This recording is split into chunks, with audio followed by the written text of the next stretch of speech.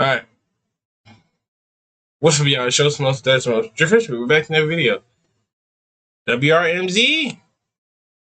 Hey, that boy actually growing. He got about 80.3 thousand K up there. He growing up.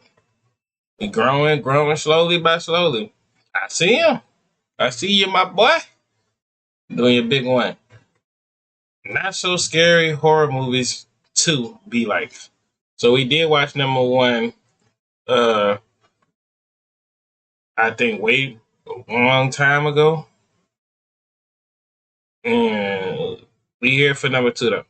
If you're new to the channel, make sure y'all like, comment, subscribe. I very much appreciate if y'all subscribe. So we, help me help you, in the long run. Let me ask you a question. If you were to close your eyes right now and think about all of the emotions you feel in the movie theater, what would be your number one pick? Perhaps it's sadness, maybe it's joy, but if mixed with a little depression, happiness, funny, and little dramatic, all in one. you're like me, ladies and gentlemen, fear rules above all. And I'd say 8 times out of 10, I go to the movies, it's for a horror movie. No matter the situation, if it's a movie I've never heard of, I'm there. A movie by Markiplier, sure, I'll play ball. That trash-ass FNAF movie, oh my goodness. So you'll understand my surprise when instead of fear, I am met with humor. Not so scary horror movies, part 2. A little bit back, I talked about the least scary horror movies I've ever seen in my life. And just recently, I watched a movie so goofy that I just had to make a part 2. So I would say grab your blankets and be prepared to scream. But it seems like you won't have to this time. Start that shut up. Subscribe, please.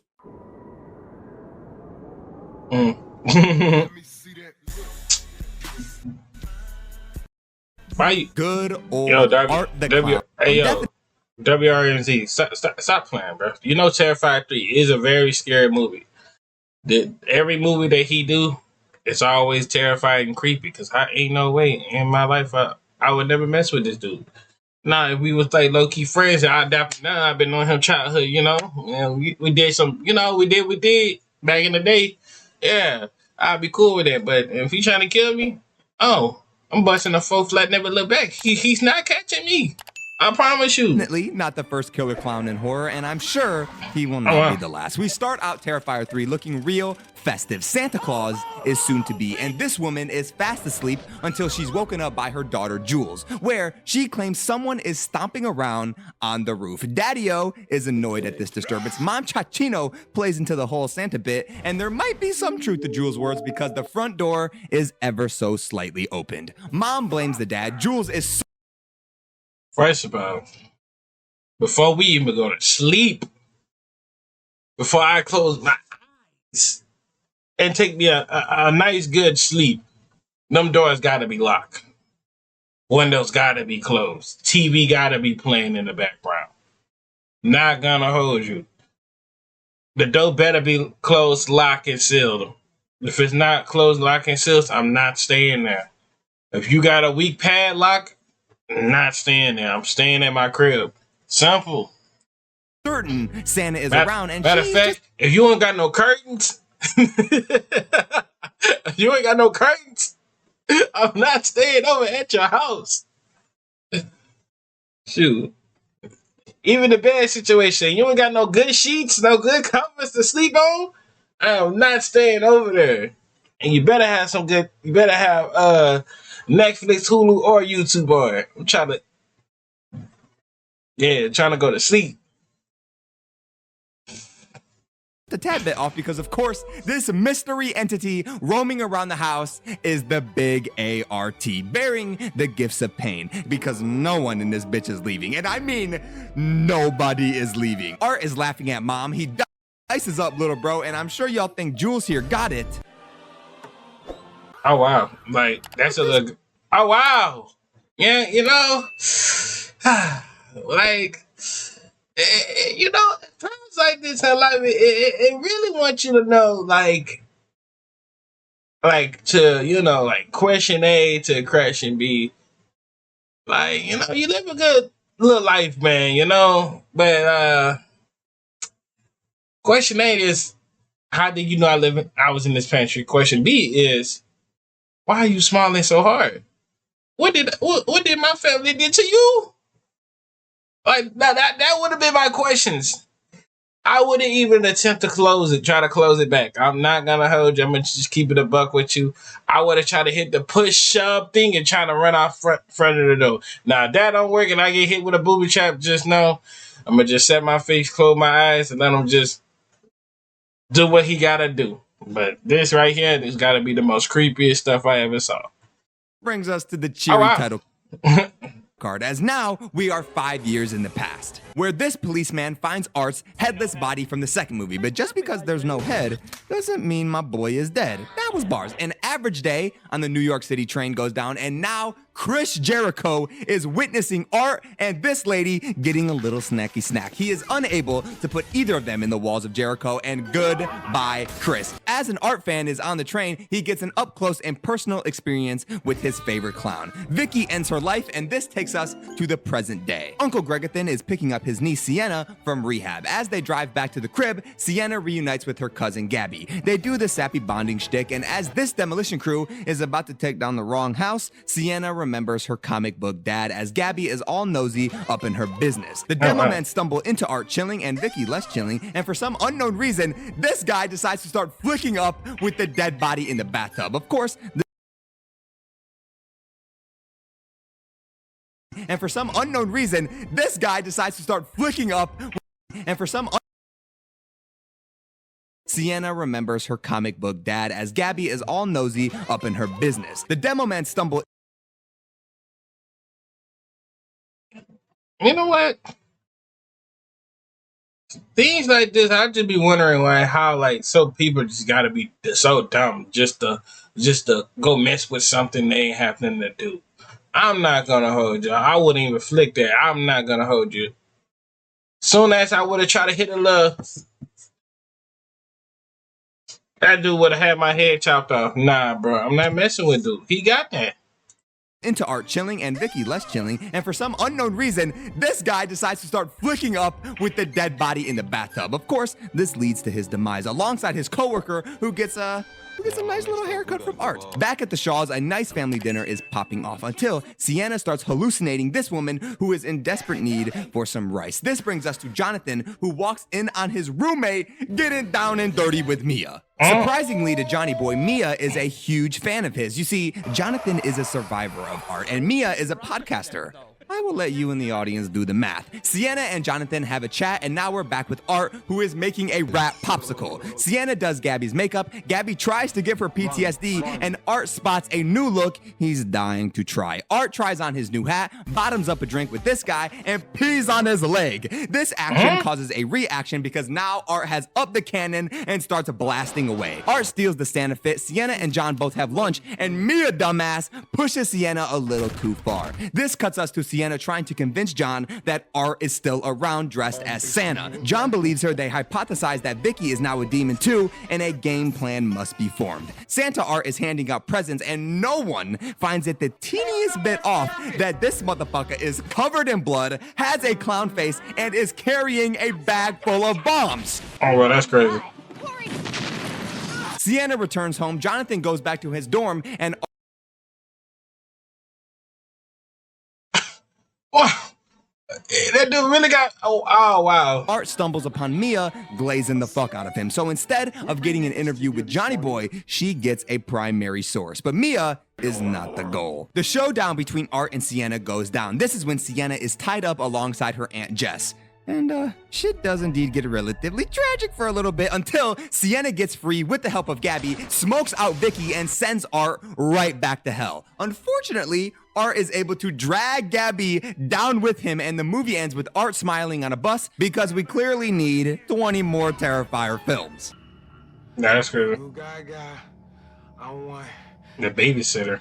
I want milk. I know y'all remember this one. The babysitter starts out in a doctor's office where my This brother is- Cole is a little bit scared of needles. This scream takes us to a basketball to the head title card. Cole is your average bullied student who is remarkably witty for someone who is getting bullied. Anyways, Cole gets pushed, his babysitter B shows up and I swooshes away remember the this. enemies. They seem to have a good relation. B gives Cole advice on how to fend off bullies, and Cole confides in B about his parents, all that jazz. B drops Cole off at the house, and now we're with the mom, where Cole asks if she thinks he's a loser. Of course, his mother doesn't agree with this and urges himself to give it some time to realize who he is and what he can do. We jump cut to an accurate representation of me driving for the first time as Cole's father is doing donuts in the parking lot. Cole watches TV. We learn Cole is a smart kid, and now we're on the bus with Melanie, who I think has a little crushy crush on Cole here. She also that's right. dares Cole to stay up past his bedtime to spy on B and see what type of shenanigans goes down during the babysitting hours.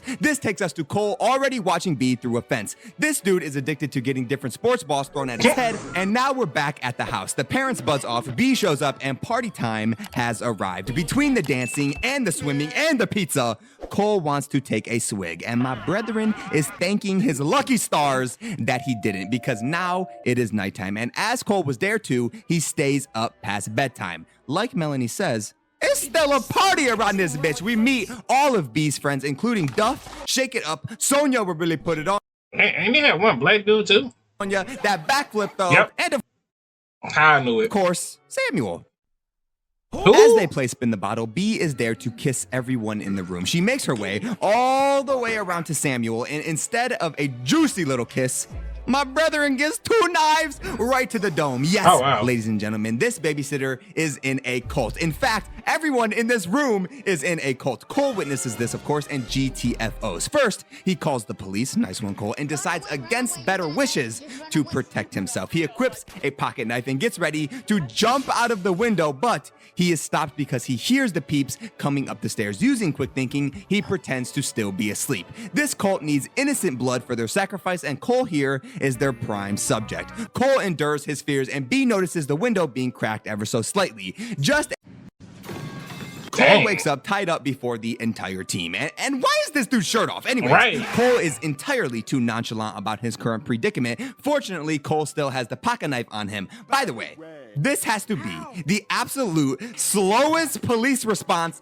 in the history of movies. Bro Okay. passed out, and still these motherfuckers are not here. Cole said someone was murdered. Cole gets questioned. The cops finally arrive, and they don't see him through these big ass windows. Fucking useless. Max ices out this cop, and I don't know why this one isn't shooting yet, as Bella Thorne gets falcon punched. B gets a sneak kill on the other cop. Then everyone in the house starts screaming. I remind you, they're in a neighborhood. There's no way no one else can hear this sonic boom chain of events. Somehow Bella Thorne is still alive, and as the gang is distracted, Cole is finally able to cut the ropes and book it. A chase sequence occurs, only a spoonful dies, and now Cole is being chased by Max. Cole finally launches himself out of the window, and in a world of open land, Cole decides to go into the motherfucking shed, where he finds Sam.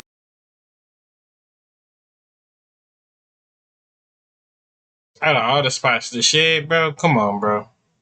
The shed. Samuel's dead body. At least the shed wasn't a total dud, because Cole has once again armed himself with protective weapons. This is when he sneaks under the house and is soon followed by Sonia, aka Sonia will really put it on ya. He sets off a firework in the crawl space, locks Sonia in there, and as well as spraying some accelerant right on her face, I'm assuming you can guess what happened to Miss Sonia. Winded by the knockback of the explosion, Max catches up to Cole, and oddly enough, they have a wholesome interaction. Well, that's until Max tries to, Please.